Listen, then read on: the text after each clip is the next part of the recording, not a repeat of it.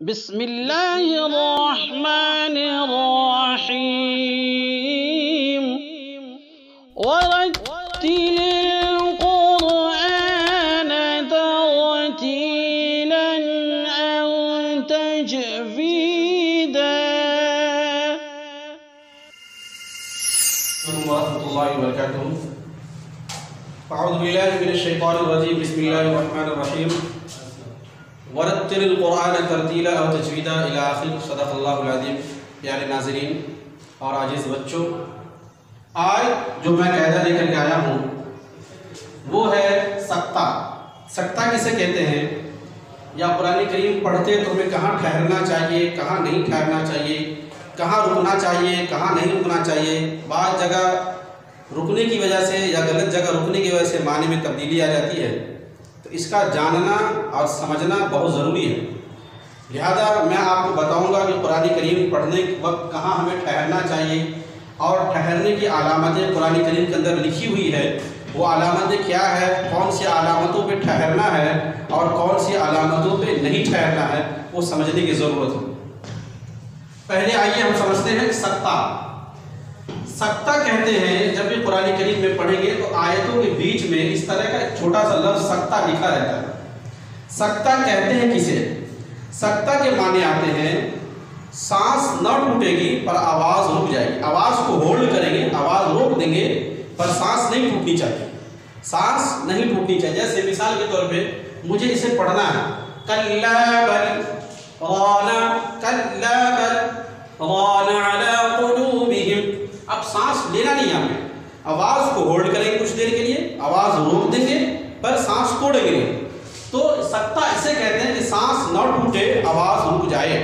اسی طریقے سے ایک اور آیت ہے، اور بھی کئی جگہ میں نے ایک دو مثالیں صرف لکھی ہے آپ کو سمجھانے کے لیے، چونکہ ویڈیو بہت لمبی ہو جاتی ہے تو ایک دو مثالیں لکھا ہوں تاکہ اس سے سمجھ لیں، قاعدہ یاد رکھیں.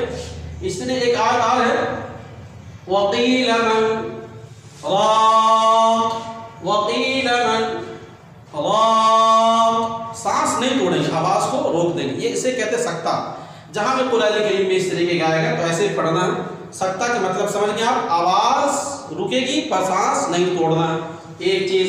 اب آئیے علامت ٹھہرنے کی علامت کیا ہے؟ علامت وقت سے ٹھہرنے. یہ گول نشان جہاں بھی قرآن کریم میں بنا رہا تھا اس کو آیت کہتے ہیں. گول سرکل جو بنا رہا تھا گول نشان، اس کو آیت کہتے ہیں. ایک سینٹنس مکمل ہوتا ہے وہاں پہ رکنا چاہیے. اگر سانس لمبی ہے تو ہم ملا کے بھی پڑھ سکتے ہیں، لیکن بہتر طریقہ کہ رک جائیں. آپ اگر رکیں گے تو رکنے کے وقت جیسے گول نشان ہے، آیت ہے، اور آخر والے حرف پہ یہاں پہ تا ہے، تو رکنے کی حالت میں اس تا کو ہا بنا دیتے ہیں، تا حذف ہو جائے گا. القارعہ، ما القارعہ، وما ادراک ما القارعہ. اب وہ جو تا تھی تا حذف کر رہے، کیوں؟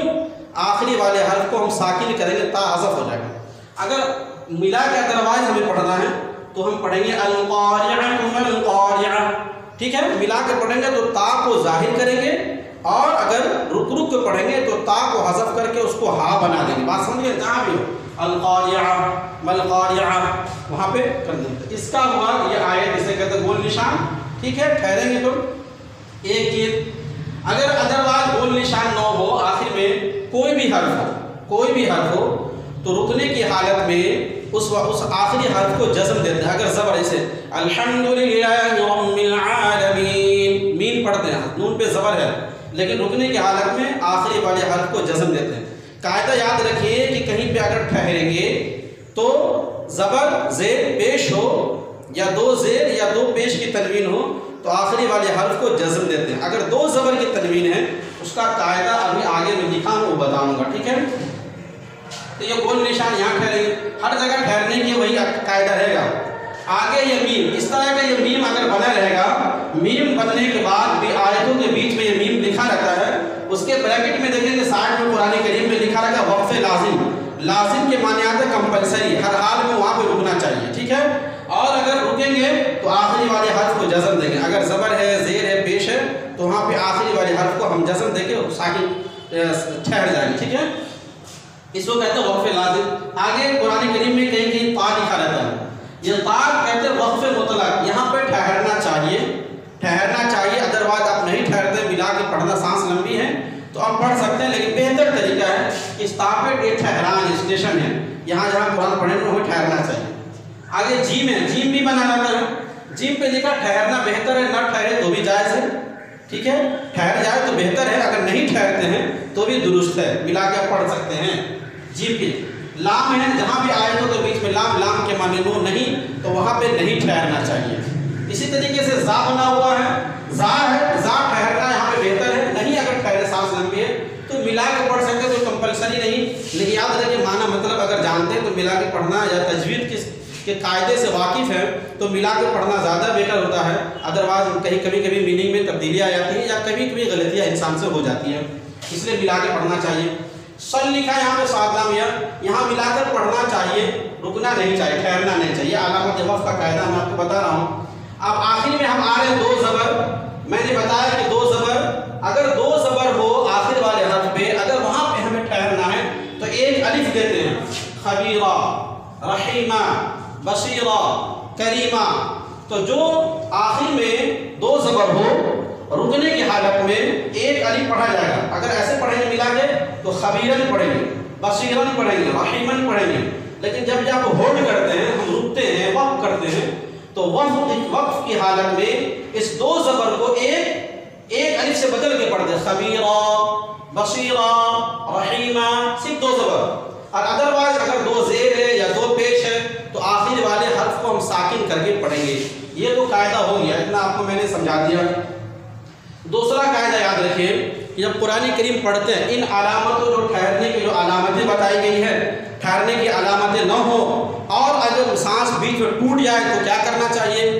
تو اس کا طریقہ یہ ہے کہ آپ پڑھ لیں قرآن کریم، اور جو ٹھہرنے کی جو علامتیں ہیں وہ علامت نہیں پائی جا رہی، سانس ٹوٹ جا رہی ہے، تو سانس توڑ دیں گے وہاں پہ، لیکن آخری والے حرف کو ہم جزم دیں گے، جہاں بھی سانس توڑیں گے آخری والے حرف کو جزم دیں گے، زبر ہو، زیر ہو، پیش ہو، دو پیش ہو یا دو زیر ہو، آخری والے حرف کو جزم دیں گے، ساکن کر دیں گے، اس کے بعد پیچھے ایک لفظ پیچھے آ کر کے پھر بیک، جہاں پہ ہم سانس توڑ رہے ہیں، جہاں پہ میں سانس توڑ رہا ہوں وہاں پہ اس لفظ سے پہلے ایک لفظ سے ملا کر کے پھر کنٹینیو اس کو پڑھتے رہیں۔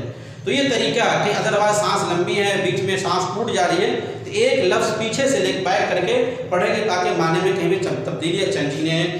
تو یہ تھا آج آپ کے پڑھنے کا علامت وقف اور سکتہ کسے کہتے ہیں، کہاں ٹھہرنا چاہیے، کہاں نہیں ٹھہرنا چاہیے، یہ کچھ قواعد تھے، کچھ ضروری بنیادی باتیں تھیں، بعض لوگ پوچھا کرتے تھے، اس لیے میں مناسب سمجھا اس کو بتا دیا ہوں۔ امید ہے کہ اس سے آپ استفادہ حاصل کریں گے، فائدہ اٹھائیں گے، اور قرآن کریم پڑھنے میں بہت مددگار ثابت ہوگا یہ چیز، اور آپ خود بھی اس کو سمجھیں، پڑھیں۔ مزید جو باتیں نہیں سمجھ میں آتی تو میں بار بار کہتا ہوں ہمیں کمنٹس کے ذریعے بتائیں، بہت سارے لوگوں کے کمنٹس آتے ہیں، اچھا لگتا ہے اور خوشی ہوتی ہے، کوئی اگر سوال بھی آتا ہے تو اس کا جواب دیا جاتا ہے، تو آپ سے درخواست ہے کہ آپ کمنٹس میں ضرور ہمیں اپنی رائے کا اظہار خیال کریں۔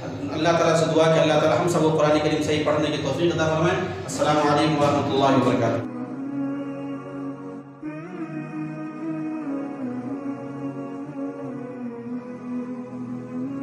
ناظرین کرام، ویڈیو پسند آنے کی صورت میں لائک اور سبسکرائب کریں اور صدقہ جاریہ کے لیے شیئر کریں۔ جزاکم اللہ خیرا۔